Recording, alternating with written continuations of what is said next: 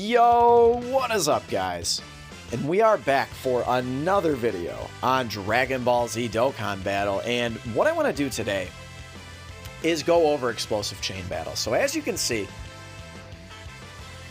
your boy did manage to slide into the top 1%. Somehow, some way, I got into the top 1%, and there are probably several of you who were like just literally a million points behind me, and you got in the top 2%, which is still very, very good, right? But I think, honestly, like, the rewards for, like, the top 10% are absolutely absurd, right? So, like, you're talking top 10%, you're still getting, like, enough orbs to, like, at least open up, like, a dupe path or something like that, you know what I mean? And then if you're in top 1%, you're getting enough orbs to rainbow one of every type. Again, you're still getting 3 Elder Kais versus 10 Elder Kais. Like, the rewards are still really, really good. And, of course, in the top 10%, you're still getting a special sticker, which I actually do quite like the stickers. So I think the rewards are literally the one good thing.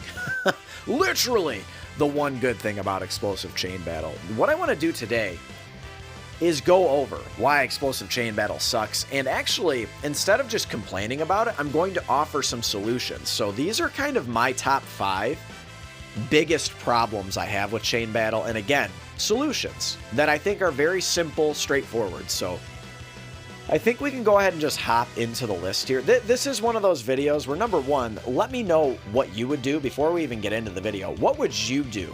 In the comments below, let me know to fix Explosive Chain Battle, like one thing or your top 5 things that you would do to fix Explosive Chain Battle. These are my top 5. So number 1, or I guess you could say number 5. I suppose these aren't in any particular order, but I think that these things would just make it at least a little bit more enjoyable. The game mode itself is cool.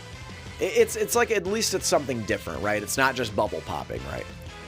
But number 1, the challenge to complete all missions is way too high.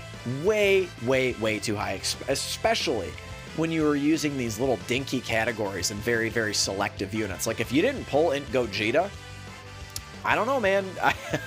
Or if you somehow don't have Tech Gogeta, Super Full Power Save for Goku, like, if you're skipping banners and stuff to summon on the 6th-year anniversary, you might as well not play this mode if you don't have some of these Shadow Dragons and stuff like that. So anyway, the challenge to complete all missions is too high. Scoring 100 million was a real chore. As you can see, I was barely over 100 million, only by 10 million points. So the fix, the easy fix, there's a couple things you can do. Number 1, you simply rescale the damage. Like, that's it. You rescale it. Or number 2, you incentivize bigger categories so you can kind of promote more diversity. So we are at some point in this video, I guess we can just go ahead and look now.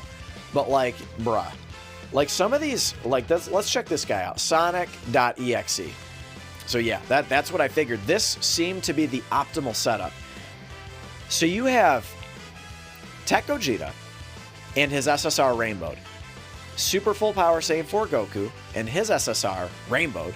You've got Int Gogeta rainbowed, and then you've got his SSR. I have seen a setup where even the SSR was rainbowed as well to score 132 million. Dude, that's too much. I'm sorry, that's too much. So you need to incentivize more categories, or just simply incentivize at least more units, dude.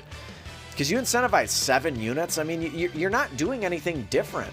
You know, and you're really, really reliant on getting, like, the connector, we know at this point is very, very important, the connector unit. So if you weren't using transforming Frieza on the villain side, and then either Super Full Power Saiyan 4 Goku or Tech Gogeta as your connector on the other side, you didn't have a chance of getting 100 million. So either you rescale the damage to make it easier to get to 100 million, or you incentivize bigger categories, less restrictive categories. So that is my number 5 reason, I guess we'll say. So number 4, this multiple characters of the same name. As you guys just saw, having the TUR and SSR of units rainbowed is completely unrealistic, and to be quite honest, unless you're talking about the TUR of an LR, oftentimes it's just completely a waste of orbs. Why in the fuck, dude? I'm sorry, but why in the fuck would you rainbow the SSR of Super Full Power Saiyan 4 Goku? Dude, the SSR is not good. Like, there's no reason why you would rainbow that unit. Same thing with Tech Gogeta, dude. Even in Gogeta, why would you rainbow the SSR of that unit? So goofy, man. It's just so goofy. And then the easy fix to this is just don't allow it. So like, or don't incentivize it at the very least. I would just say don't allow it. But again, the other thing you could do is not incentivize. So we saw those advantageous characters. Like, just don't incentivize them. Don't make them advantageous. So that is definitely another thing that they should start doing, is just banning. So like banning this character, and banning that character in the same way that they ban Devilman from, you know, everything, right? From Easy A's and such. But anyway, moving on. So number 3. They kind of go hand in hand, right? Stop using these small shitty categories, these small weak categories. I think that, dude, between these 3 categories, like, are there even 50 units you can use? Like, look how tiny this category is, and half of these units you can't use because they're extreme type too. Maybe not half of them, but you know, a fair amount of them are extreme class. Like, these guys are SSRs. You probably wouldn't use them. Again, I hate this idea of using the SSRs of these characters. And then, like, this guy's not going to link up particularly well. I mean, you've got a lot of... Same thing with these guys. Like, not going to really link up that well. So, like, why? I just don't get it. Like, I do understand, like, you want us to use the shiny new unit. And, like, oh boy, I can't get 100 million. I guess I better spend money and summon for Gogeta. But, dude, I'm sorry. That's not a good reason. You want to know a category that Gogeta has that, like, you could easily use is, like, Kamehameha. And just incentivize his TUR. It's very, very simple. Make him the main attacker. And, like, maybe make it a little bit easier for people who summon for him. I do get it. Like, you want to cater to the whales for sure. But, like, dude, you got to cater to the free-to-plays too. I'm sorry. Like, you have to. It's going to really turn people off from mode. Even the whales it turns off from this mode. I just think it's so incredibly goofy. So stop using these small, shitty categories. And then for the villain side, luckily it was pretty easy this round. You just pulled, you know, all Friezas. But, like, that was not... They're not related to the Shadow Dragons at all. Right? Like, they're not related at all. You could have easily... Number one, we need TURs of some of these characters, right? Like, we need TURs of all of the Shadow Dragons, right? Like, we need that, so that's a problem in and of itself. But I think that just simply use better categories. You could have easily done Kamehameha and, like, full power or something else. You know what I mean? Like, a lot of these units are on full power. Like, Inhuman Deeds, man, it's just like, it's so... I'm not a fan, right? It's not really... It could be a good category moving forward, but, you know, we know AGL, LR, Vegeta, and Nappa, not really the best leader for the category. So we need a better leader, but that's something for another video, right? So the number 2 thing I would say is it is way, way, way, way too RNG based. So I think you guys can probably all attest that you guys would have runs that you're like, oh, baby, this is going to be a good run. Like, I might beat my high score. I might finally get into the top 1%. And it ended up being like 20 million points less. And I hate that. I hate it so, so much. I've had runs where, so that 110 million run, I had runs that I thought would easily beat that with, like, better links, better categories, better typings. You know, essentially, like, bigger numbers, right? And again, I'd score like 15, 20, even 30 million points less. And I am just not a big fan of that. I think, again, everyone probably has the same complaint, right? So we looked at those scores in the top 1%, or these top scores. These, like, tippy top scores, right? And they simply just got really, really lucky. They're really, really lucky. So we saw, this is probably going to be a similar setup. No, not that one. Yeah, so this was a very, very similar setup to the one we saw before, but he scored, you know, 14 million points less or something like that than the 138 million we saw. So I think a good solution to fix this is, number one, make it less RNG based. Like, either you have the units to get 100 million or you don't, right? Maybe you can, you know, do it within a span of like 10 million points, or I think that would be completely reasonable. But another thing that you need to do, I think the bigger fix to this, is make all of this information player side. Don't make it server side, because we have no way of knowing like what's good, what's optimal in this mode. We have no way of knowing until we either, you know, on global, luckily we have the foresight ability because we see the JP players struggle through it, muddle through it. Like even to Truth on this particular chain battle, I don't think he even scored in the top 1%. You know, the biggest whale in Dokkan didn't score in the top 1%. So at the very least, we do have that going for us, but make it player side, dude. Make it so we can see. Don't just keep it secret and hidden over there. I don't get that, man. Like, yeah, should we be able to see everything before it drops? I think there's probably a big majority of you who would say, no, I hate being spoiled. But I think there's a lot of us who would really, really appreciate knowing what the optimal setup is. You know, like, let's say we get a global first chain battle.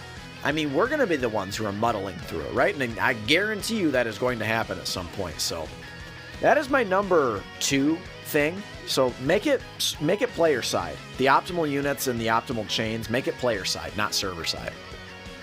The number one fix, I think, to make this mode a little bit more enjoyable is make it shorter.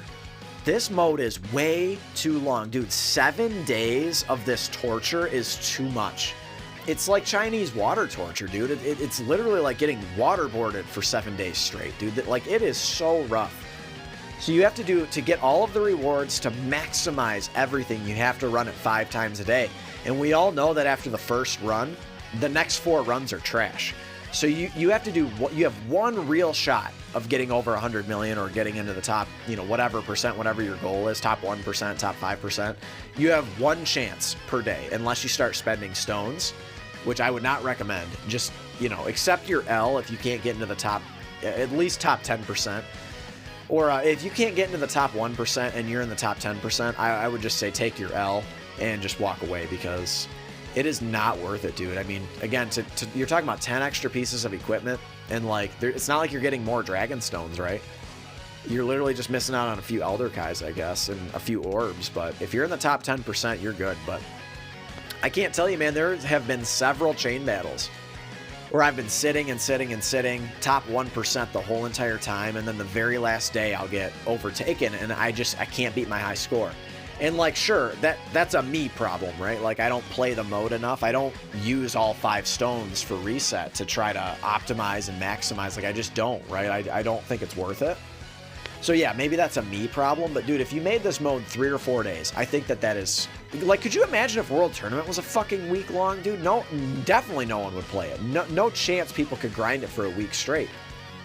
It's bad enough that it's for 3 or 4 days.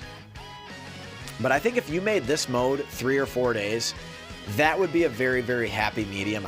Dude, 1 week is too long. So you're talking, if you do your minimum, again, to optimize rewards, you want to do it 5 times a day. So you have to do this stupid mode 35 times. That's too many times. And again, if you look at it this way, realistically, only 5 of those runs you have an actual chance of getting into the top 1% or getting to 100 million points. So it's just a lot of fluff. What they're trying to do is they're trying to make you spend stones, and then obviously they're incentivizing you big time to play the mode because the rewards are absolutely absurd, right? But those are my top 5 ways to fix chain battle, and probably my top 5 biggest complaints. Again, if you've made it this far, let me know in the comments below what you would do to change it. And of course, slap a like if you enjoyed the video. Slap a like if you agree. Slap a like for the shittiness of explosive chain battle. And of course, consider subscribing if you happen to be new. I love each and every one of you guys, and thank you for your support. It means everything to me. And I will catch you in the next one. Later.